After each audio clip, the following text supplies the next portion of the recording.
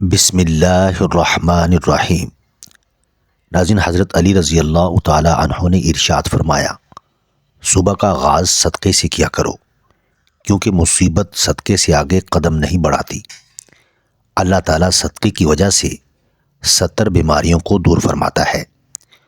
جو شخص دن کے پہلے حصے میں سورہ یاسین پڑھتا ہے تو اس کی تمام ضروریات پوری کر دی جاتی ہیں۔ ناظرین، جو دوسرے کو نقصان پہنچائے اللہ اسے نقصان پہنچائے گا، اور جو دوسرے کو تکلیف دے اللہ تعالیٰ اسے تکلیف دے گا۔ ناظرین، کوئی دھوکے باز، کوئی بخیل، کوئی احسان جتانے والا اور کوئی بد اخلاق جنت میں داخل نہ ہوگا۔ مومن بندے اور کفر کے درمیان فرق نماز کا ترک کرنا ہے۔ سورج کی کرنیں زمین پر پڑنے سے پہلے نیند سے جاگ جایا کرو، کیونکہ اس وقت رزق تقسیم کیا جا رہا ہوتا ہے۔ 3 چیزیں انسان کو اللہ سے دور کرتی ہیں: اپنے عمل کو بہتر سمجھنا، اپنے گناہوں کو بھول جانا، اور اپنے آپ کو سب سے بہتر سمجھنا۔ نماز کی فکر اپنے اوپر فرض کر لو، خدا کی قسم دنیا کی فکر سے آزاد ہو جاؤ گے اور کامیابی تمہارے قدم چومے گی۔ جو نماز عشاء کے بعد سورہ ملک پڑھتا ہے اللہ اسے قبر کی سختی سے، موت کی تلخی اور جہنم کی گرمی سے محفوظ رکھتا ہے۔ وہ انسان کبھی بھی زندگی میں نہیں ہار سکتا جس کی امید اللہ پر ہو۔ آپ کسی کو بھی 2 چیزوں کے لیے زبردستی مجبور نہیں کر سکتے، ایک محبت اور دوسرا عبادت۔ دونوں دل سے ہوتی ہیں اور دونوں کا رشتہ روح سے جڑا ہوتا ہے۔ جب رب راضی ہونے لگتا ہے تو بندے کو اپنے عیبوں کا پتہ چلنا شروع ہو جاتا ہے، اور یہی اس کی رحمت کی پہلی نشانی ہے۔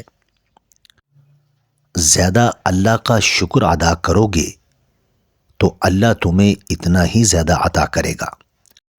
کائنات میں کوئی کسی کا اتنی شدت سے انتظار نہیں کرتا جتنا اللہ اپنے بندوں کی توبہ کا انتظار کرتا ہے۔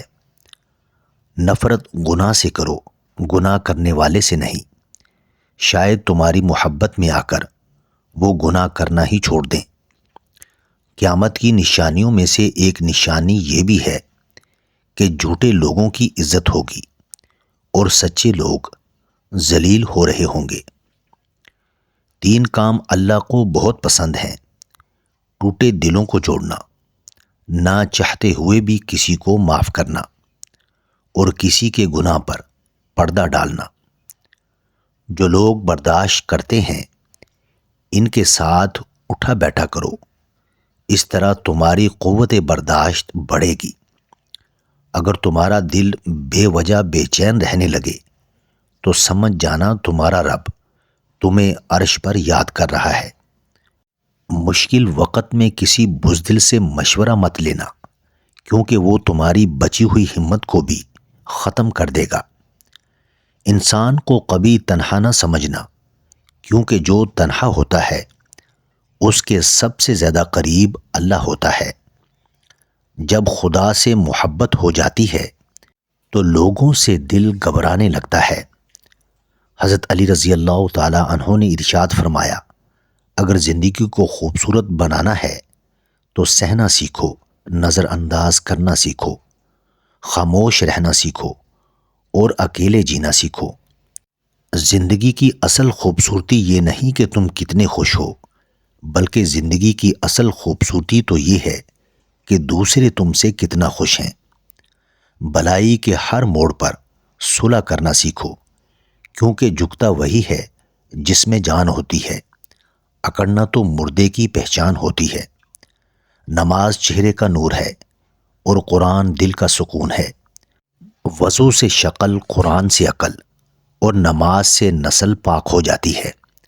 حضرت انس بن مالک روایت کرتے ہیں کہ رسول اللہ صلی اللہ علیہ وسلم کو جب کوئی مشکل کام درپیش ہوتا تو آپ یہ دعا مانگتے: یا حی یا قیوم، برحمتک استغیث۔